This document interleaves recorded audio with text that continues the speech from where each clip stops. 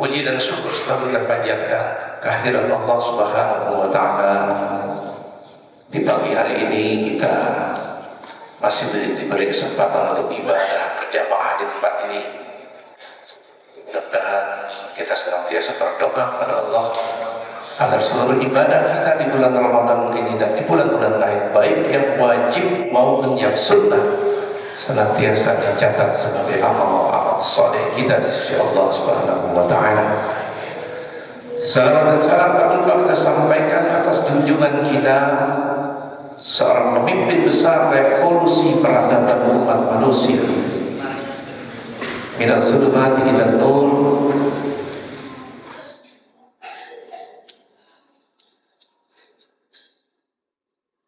yaitu baginda Rasulullah Muhammad Sallallahu Alaihi Wasallam, juga atas keluarga dan seluruh sahabatnya, dan insya Allah kepada kita sekalian umatnya yang selalu istiqomah dalam menjalankan ajaran-ajarannya. Bapak Ibu dan saudara-saudara sekalian, 20 hari sudah kita laksanakan ibadah saum kita, dan alhamdulillah iktikaf malam hari ini cukup banyak katanya. Insya Allah di malam-malam lain juga demikian. Dan inilah bulan yang sangat besar manfaatnya buat kita untuk dapat mengembalikan jati diri kita sebagai manusia yang seharusnya adalah memberikan monoloyalitas kita hanya kepada Allah Subhanahu wa Ta'ala. Kita kembali diri kita kepada jati diri kita sebagai makhluk yang diciptakan Allah hanya untuk mengabdi kepada Allah. Wa khalaqtul jinna wal insa illa liya'budun. Tidaklah aku ciptakan jin dan manusia kecuali hanya untuk beribadah kepada. Jadi tidak ada yang lain kecuali kita hanya untuk Allah. Kita berada di sini, kita berlapar-lapar, kita berhaus-haus, kita qiyam mulai di tengah malam, adalah kita serahkan semua untuk Allah Subhanahu wa Ta'ala. Walaupun seluruh manusia di muka bumi ini tidak ada yang sujud, tidak ada yang berbakti kepada Allah, maka tidak akan mengurangi kebesaran dan keagungan Allah. Jadi pada hakikatnya kita semua ini beribadah untuk diri kita sendiri, ya. Karena kita akan merasakan janji-janji Allah. Apakah kita akan masuk pada janji Allah yang diberikan kenikmatan atau yang diberikan kemudaratan di neraka jahanam nanti. Nah, bulan ini bulan yang penuh dengan pengendalian hawa nafsu kita. Jadi luar biasa sekali Ramadan ini menjadikan kita dapat mengendalikan segala yang ada di dalam diri kita. Kita tahu Hasan Al-Mawardi pernah menulis dalam bukunya, seorang ulama besar yang meninggal dunia di tahun 450 Hijriah, bahwa penciptaan makhluk-makhluk Allah, yang pertama malaikat diciptakan dengan kecerdasan akal, namun tidak diberikan hawa nafsu. Sedangkan hewan diciptakan Allah diberikan hawa nafsu tetapi tidak diberikan akal, hanya insting. Nah, manusia sangat lengkap sekali diciptakan Allah, diberikan akal sehat, juga diberikan hawa nafsu. Itulah kelebihan manusia. Maka di dalam sebuah riwayat yang diriwayatkan oleh Ibnu Hajar Al-Asqalani dikatakan, tuba liman kana aqluhu amiran wa hawahu asiran, wa wailul liman kana hawahu amiran wa aqluhu asiran. Maka berbahagialah orang-orang yang menjadikan akalnya sebagai penguasa, sedangkan hawa nafsunya sebagai tawanannya. Maka celakalah orang-orang yang menjadikan akalnya sebagai tawanannya, sedangkan hawa nafsu menjadi penguasa dirinya. Dalam sebuah syair dikatakan, ta'arrabin nas la ta'man gawaillaha, fan nafsu akhbasu min sab'ina syaitana. Ketahuilah olehmu akan hawa nafsu itu. Jangan menganggap sepele hawa nafsu. Karena hawa nafsu itu lebih buruk dari 70 setan. Bayangkan satu aja setan kita udah kewalahan, apalagi 70 setan. Inilah keburukan hawa nafsu yang kalau tidak dikendalikan. Kita tahu keserakahan yang diakibatkan oleh nafsu amarah, peperangan antar negara, perlombaan kekuatan-kekuatan senjata, baik itu senjata pemusnah massal, ataupun melalui penyebaran virus-virus yang mematikan untuk manusia, sekaligus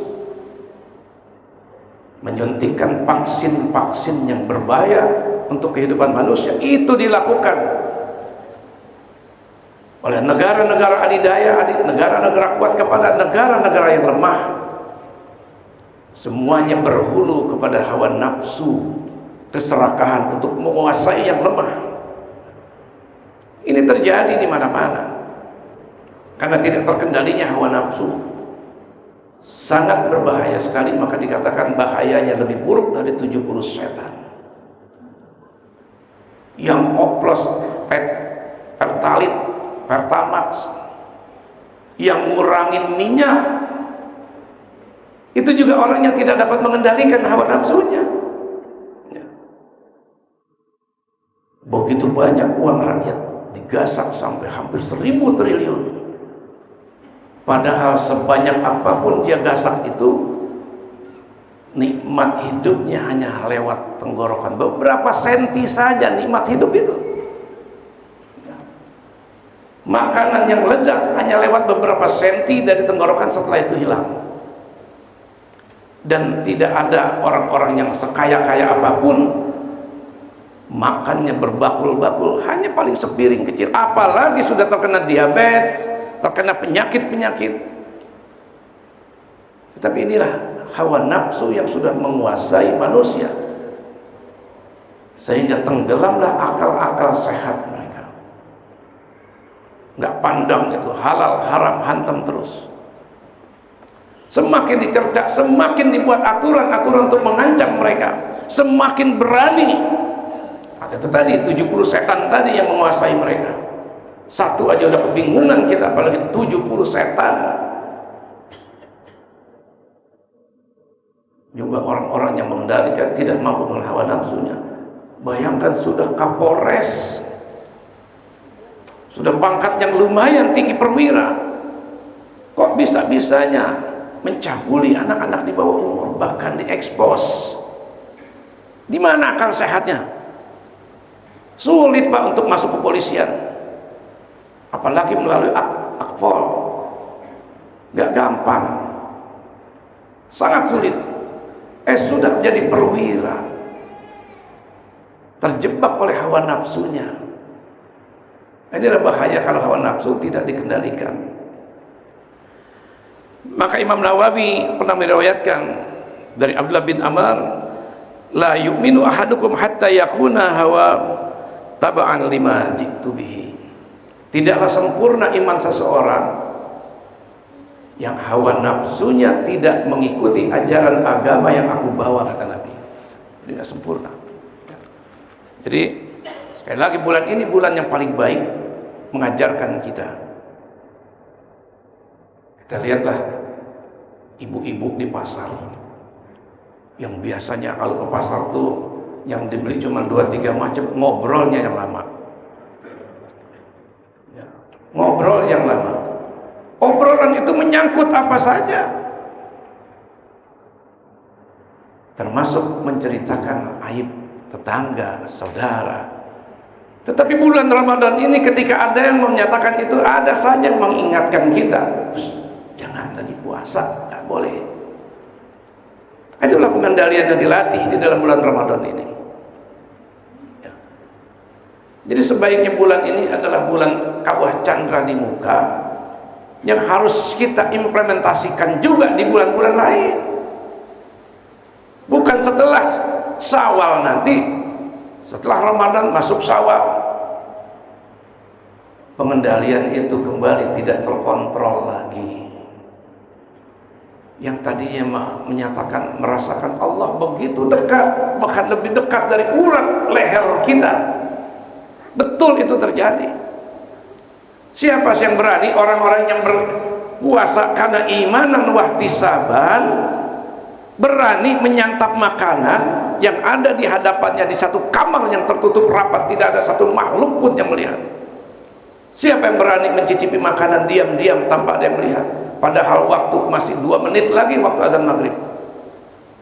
Nggak berani. Begitu kuatnya rasa dikontrol oleh yang maha mengontrol, yaitu Allah subhanahu wa ta'ala. Wah, kalau ini dilakukan, diimplementasikan di luar Ramadan dan selama 11 bulan yang lain, Masya Allah, nggak ada yang korupsi, Pak. Nggak ada yang korupsi. Negeri ini udah kritis, sudah krisis koruptor, krisis manusia-manusia baik yang bisa menegakkan keadilan, kebenaran. Karena hawa nafsu tadi, ketika dia ingin tegakkan keadilan, apakah dia sebagai penegak hukum, baik itu kepolisian, jaksa, hakim, pengacara, dan lain sebagainya, ketika niat itu ada 70 setan tadi telah mempengaruhinya, berubah pikiran ketika ada cuan masuk yang tadinya katanya dioplos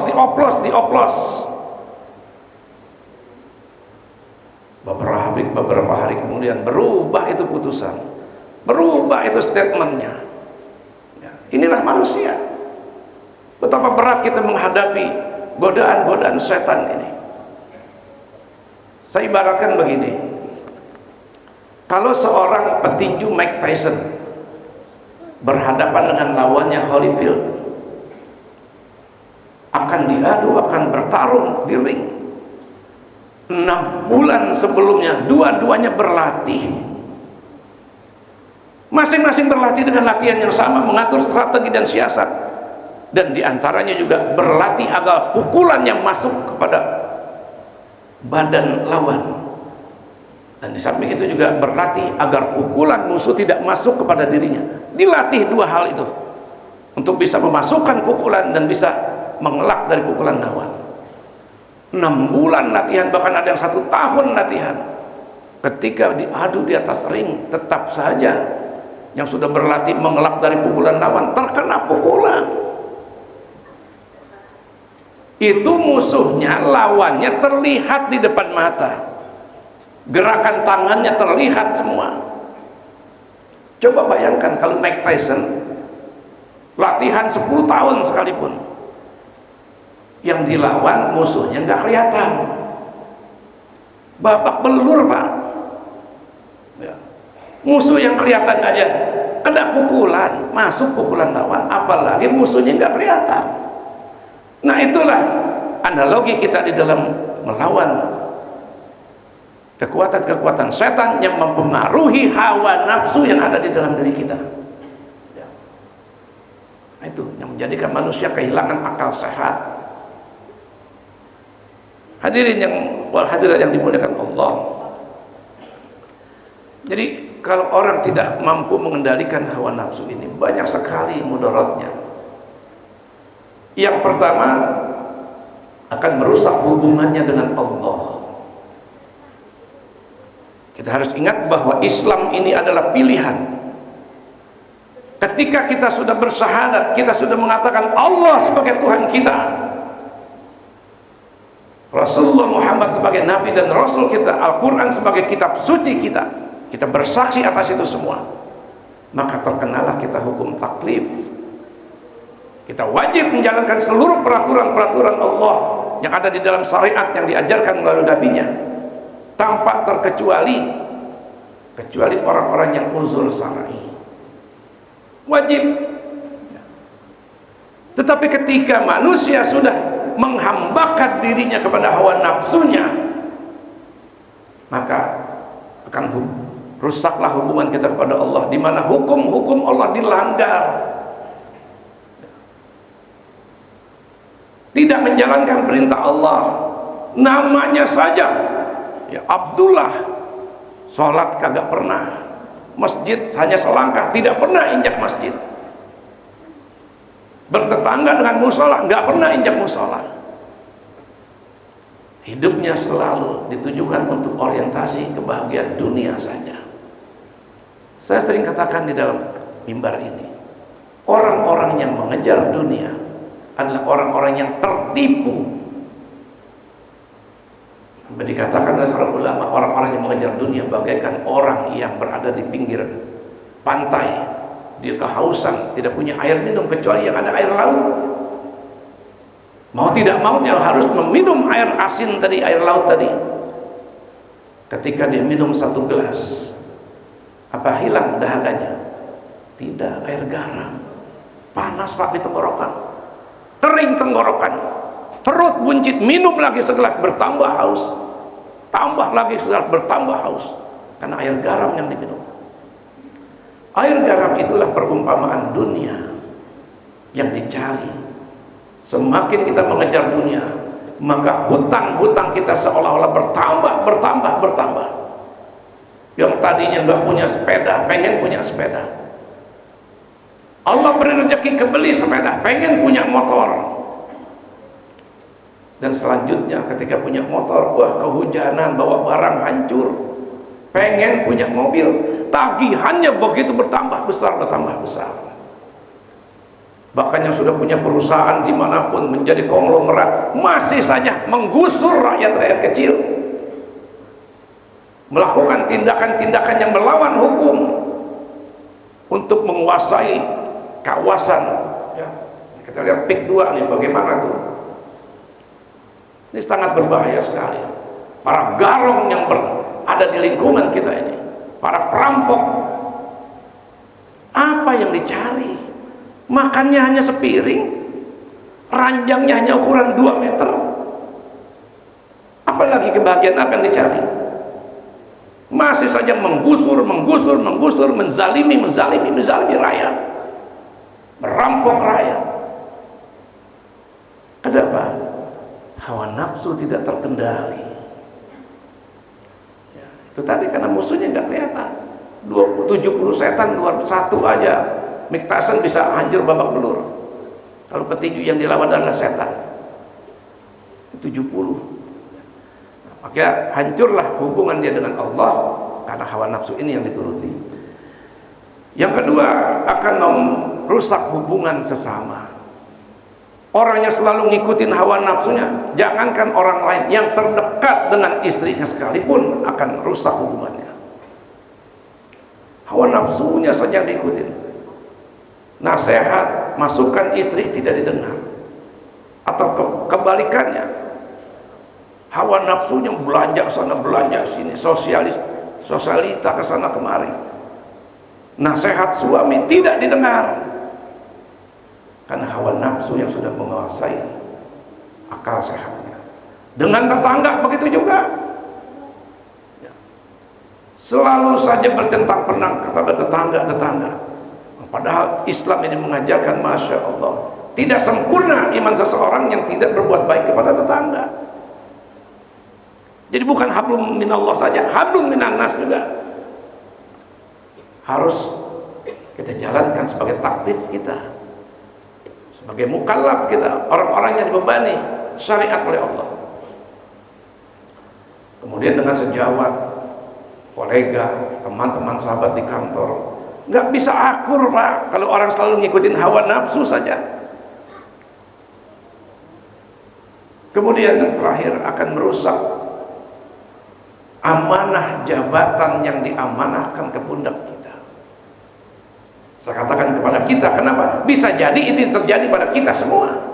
Ketika kita lalai dalam mengendalikan hawa nafsu ini, akan merusak amanah yang dibebankan ke.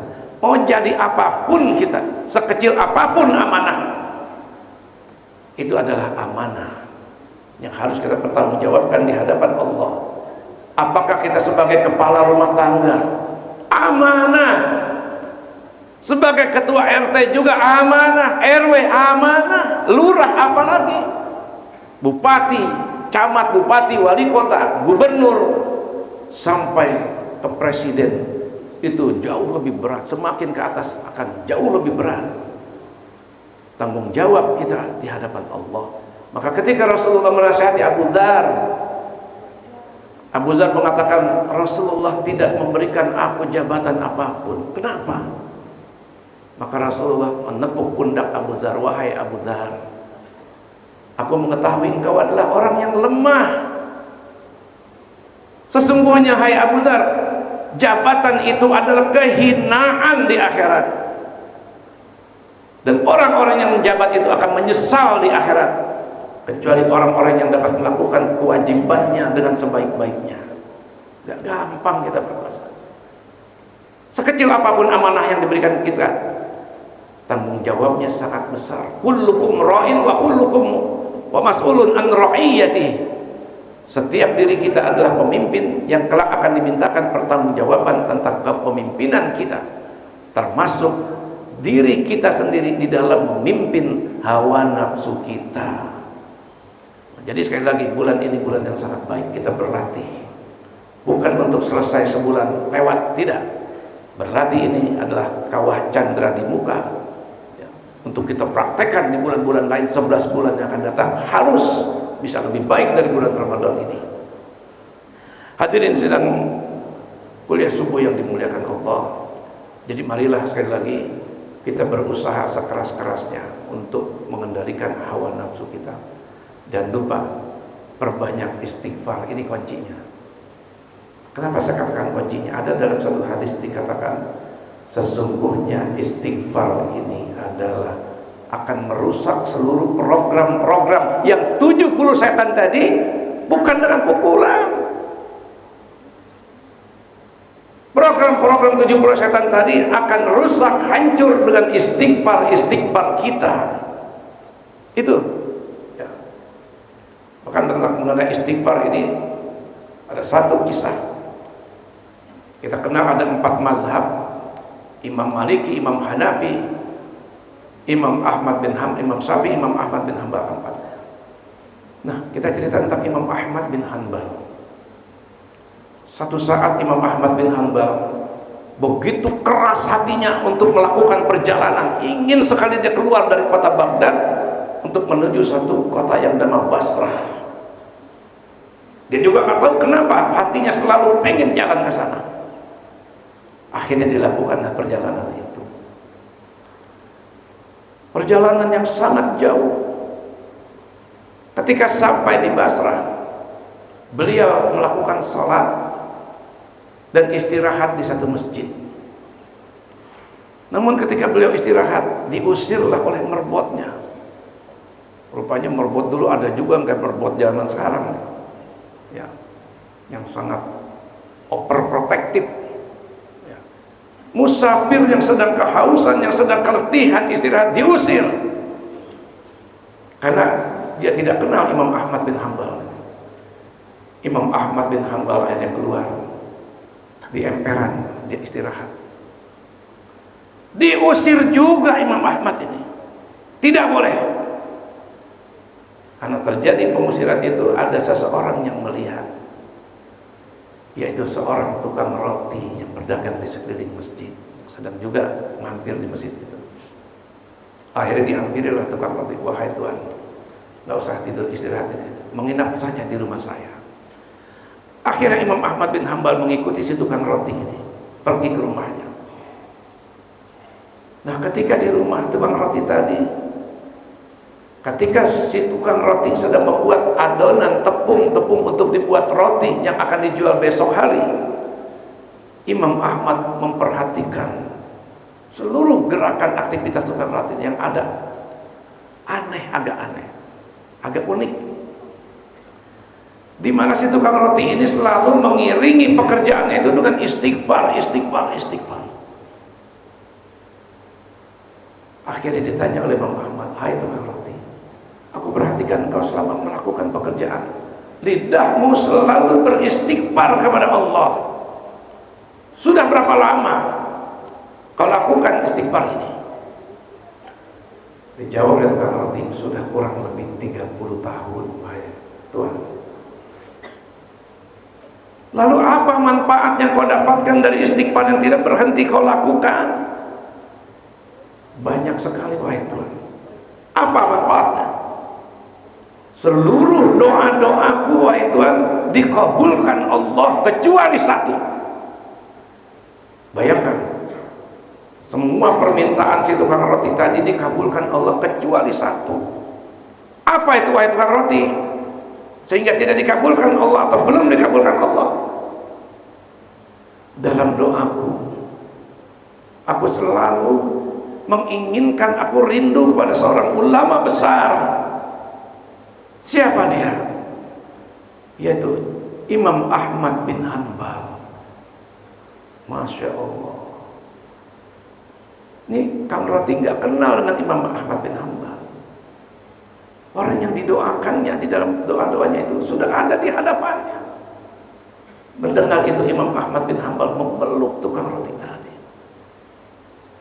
Rupanya ini wahai tukang roti yang menggerakkan nuraniku, hatiku, yang begitu keras ingin melakukan perjalanan ke tempat ini dari tempat yang sangat jauh, dan ini semua digerakkan oleh terkabulnya doamu oleh Allah Subhanahu wa Ta'ala. Masya Allah, inilah kedahsyatan istighfar. Maka itu tadi, istighfar akan merusak program-program setan yang ditujukan untuk menggoda kita. Jadi mari di bulan Ramadan ini untuk menjaga stabilitas iman kita, kemanapun, dimanapun, kapanpun, bukan minum Coca-Cola, istighfar berbanyak. Selalu saja di motornya, insya Allah Pak, saya praktekkan ini. Ketika kita di motor, kadang-kadang ada saja yang melewati kita tuh, motor yang berbonceng itu pakaiannya tidak senonoh. Ya, kadang-kadang orang yang tidak beriman atau orang beriman pura-pura beriman pakaiannya pakai hot pants. Ya. Tetapi ketika kita melazimkan istighfar kita sehari-hari, insya Allah leher kita, mata kita seperti ada yang arahkan untuk tidak melihat itu. Coba saja lakukan. Insya Allah istighfar yang benar-benar dihayati, mohon ampun kepada Allah. Bukan istighfarnya begitu ada orang lewat pakaian kayak begitu, astagfirullahaladzim, wah, ditutup dengan tangan tapi matanya ngintip. Bukan seperti itu. Pahami istighfar itu adalah usaha kita, ikhtiar kita untuk memahami bahwa kita manusia yang dhaif, yang banyak melakukan kesalahan-kesalahan. Kita nggak tahu dosa kita seperti apa, amal kita seperti apa. Ya. Maka marilah kita perbanyak istighfar kita untuk mereda semua dosa-dosa kita. Tidak ada dosa kecil apabila dilakukan secara kontinu terus-menerus, maka dia akan menjadi dosa yang sangat besar. Sebaliknya tidak ada dosa yang sebesar apapun, ketika itu dimintakan ampun kepada Allah tiap hari, insya Allah dia akan terhapus. Ya. Jadi jangan pernah kita kering lidah kita dari istighfar kita. Baru setelah istighfar kita lantunkan zikir-zikir yang lain. La ilaha illallah wahdahu la syarikalah, dan seterusnya. Subhanallah walhamdulillah wa la ilaha illallah. Subhanallah wa bihamdihi subhanallahil azim. Dan kemudian kita baca salawat kepada Nabi. Insya Allah stabilitas iman kita akan terpelihara. Ini saja yang bisa saya sampaikan. Mudah-mudahan sekali lagi bulan pengendalian ini benar-benar kita bisa amalkan dengan sebaik-baiknya di bulan-bulan lain, sehingga apa yang menjadi harapan kita dari ibadah saum kita dan qiyamul lail kita dan ibadah-ibadah yang lainnya, kelak kita mendapatkan kemenangan di hari terakhir nanti. Tawaladathu ummuhu, kita keluar sebagai pemenang yang bagaikan bayi yang baru dilahirkan dari rahim ibunya. Mudah-mudahan apa yang saya sampaikan ini bermanfaat buat saya dan buat kita semua. Nasrun minallah wa fathun qarib. Fastabiqul khairat billahi taufiq wal hidayah. Assalamualaikum warahmatullahi wabarakatuh.